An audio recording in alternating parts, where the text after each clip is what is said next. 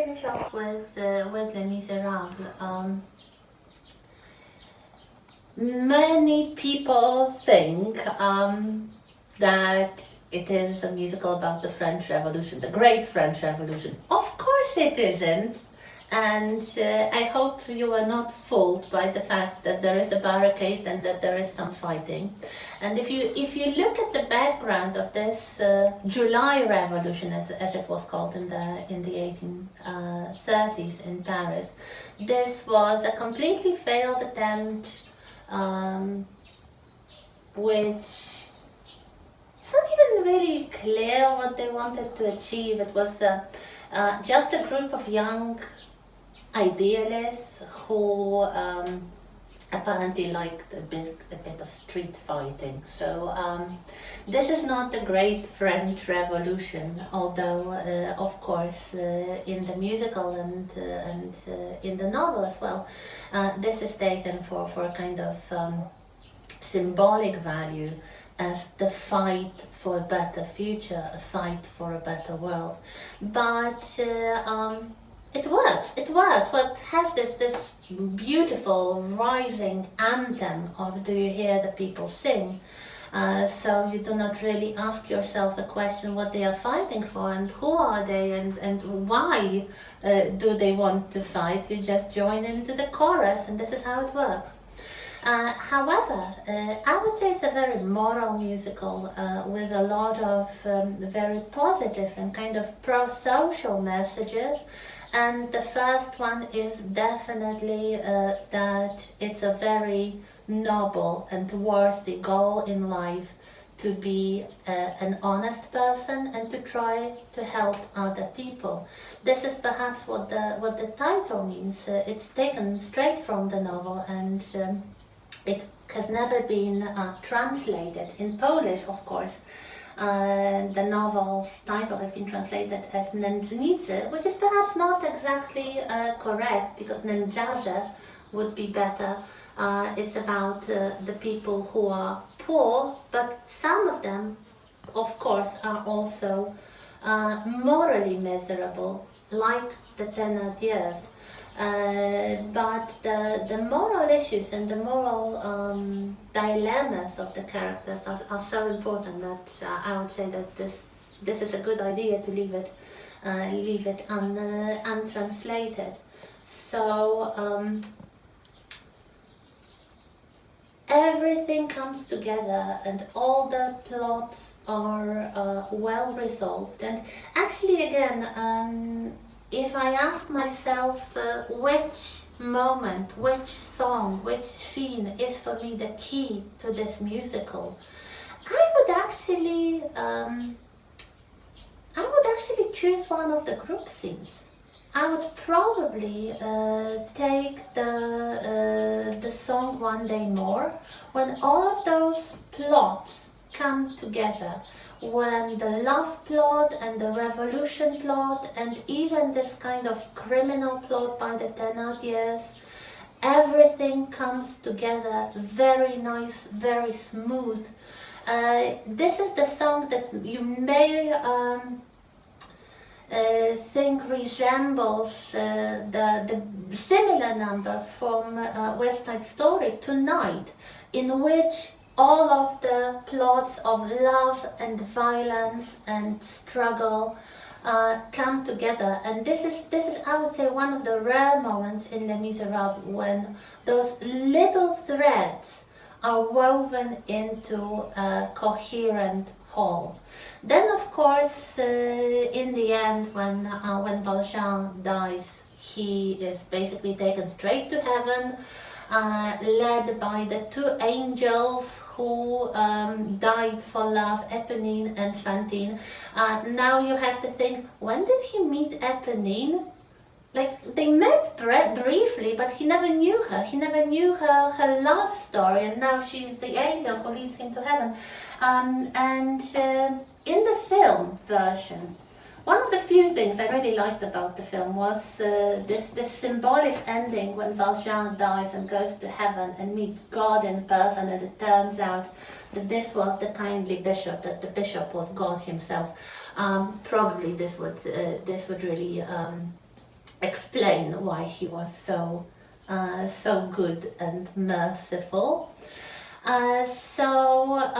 Everything comes together and everybody sings. Do you hear the people sing once again in the finale reprise, and full company and full house singing together. It works like a comedy. It brings people together. It's kind of rousing, moralizing, quite romantic. It was a romantic novel after all. And if you think of this formula, it worked beautiful. And probably if you think of most book musicals, they are based on one book or another. There were, of course, many attempts to base other musicals on classical 19th century literature.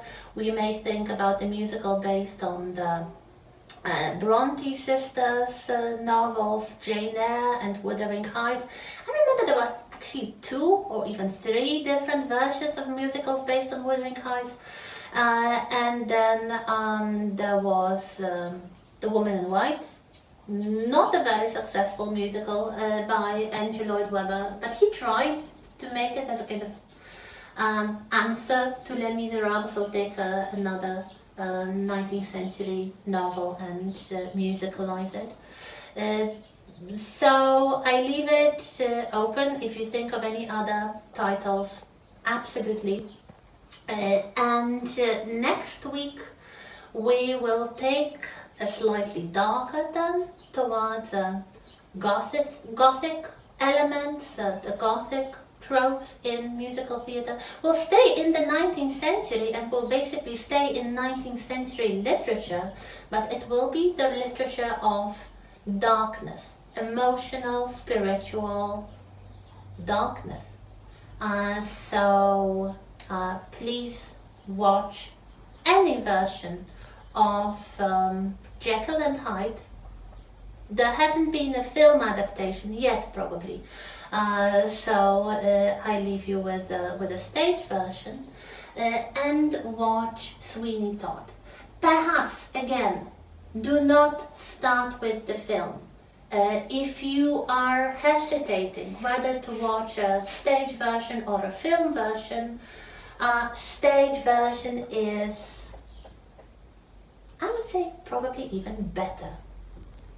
Of course, Johnny Depp and Helena Bonham Carter in the film version, so you may end up watching both versions of Sweeney Todd. But if you can watch the stage version, Stephen Sondheim at his best, I would say. So we meet Stephen Sondheim again and his masterpiece, and we talk about Gothicism and darkness next week. Good morning. I have just watched through the recording that we made in mid-April. So the place is the same, but as you can see, the weather, especially the snow outside, is completely different. So yeah, it's quite interesting to see the changes and how it takes so much longer than anyone expected. So what I would like to add, perhaps, to the discussion of classical literature on the musical stage and Oliver and Les Miserables, probably one more theoretical subject with which I hope many of you are already familiar. That is the concept of archetypes, mostly Jungian archetypes, such as the hero, the shadow, the teacher, and especially the work on the follower of Jung, Joseph Campbell, and his work on what he called the monomyth. This is the archetypal story of a quest, of a hero.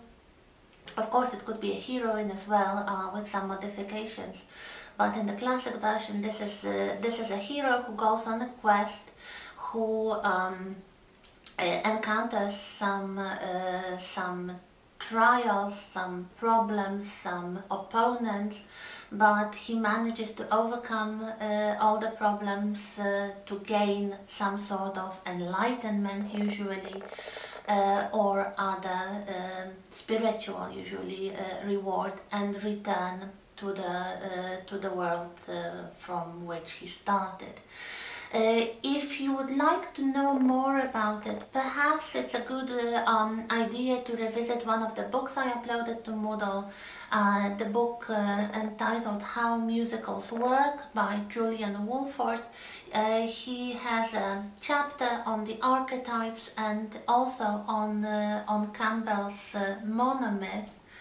This has been contested. This is quite an old theory from the middle of the 20th century, but I guess it's still valid. It's still quite resonant in popular culture. It has been used, among other things, as one of the inspirations for Star Wars, for example. So yes, Joseph Campbell and the monomyth. And two more things, two more tropes connected with the musical that we have discussed this week. Namely, the first trope I mentioned in passing, but this could be a good idea for your final essay, perhaps. So the trope called a hooker with a heart of gold.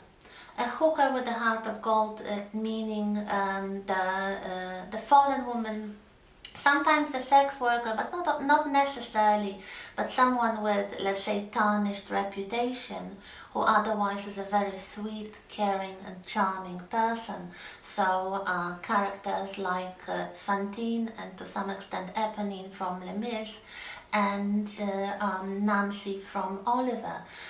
We could go on and on with similar characters in the musical theatre. So Sweet Charity, from Sweet Charity, the main heroine of The Best Little Whorehouse in Texas, the way that Dulcinea is represented in The Men of La Mancha, the main heroine of Moulin Rouge. Some of you mentioned it already during our live meetings. And one of the heroines that we are going to encounter next week in Jekyll and Hyde. She is also this trope, this type of a hooker with a heart of gold. And another thing I'd like to draw your attention to, something connected to Les Miserables, and this musical's great cultural resonance. I wonder if you have found already how many shows, later shows, musicals, film or stage musicals, actually parody Les Miserables, and especially this big central trope of people standing up for their rights. So this Do You Hear the People Sing number. And some of them do it in a kind of dark way, like there is an entire musical called Urinetown, which is a kind of dark dystopia.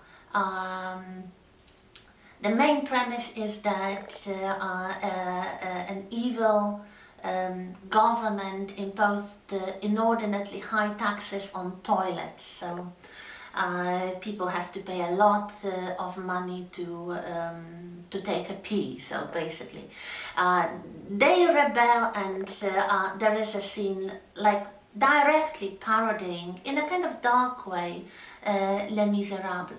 But many of these parodies are strictly comedic. I mentioned already a TV series, a kind of musical TV series called Galavant, about a kind of fairy tale knight, and at one point he encounters some people who stand up for their rights, and they do have this kind of Do You Hear the People Sing number together. There is a very similar group number in a recent TV series with a lot of interest in musicals called Crazy Ex-Girlfriend. It is a modern story happening in modern America, and here we have the court battle. So the main heroine is a lawyer, and she defends some rights of the people, and we have the people she defends doing this kind of rousing group number, very much indebted to Les Miserables. Or another example from the stage this time, Shrek, the musical version, the stage musical version of Shrek, when we have the freak anthem. So all the characters from fairy tales that are dismissed as freaks and kind of strange, weird characters, they rebel, they gather together and they sing this very rousing number. Perhaps it would be a good idea to think why this musical, and especially this song, has inspired so much humor and parody, even though originally it is full of what I could call pathos, really. Very high, strong emotions, but serious ones, far from the humor. But nevertheless, there is this vein of probably unintended humor achieved through excessive seriousness and pathos. So next time we'll talk about Gothic musicals, Jekyll and Hyde and Sweeney Todd.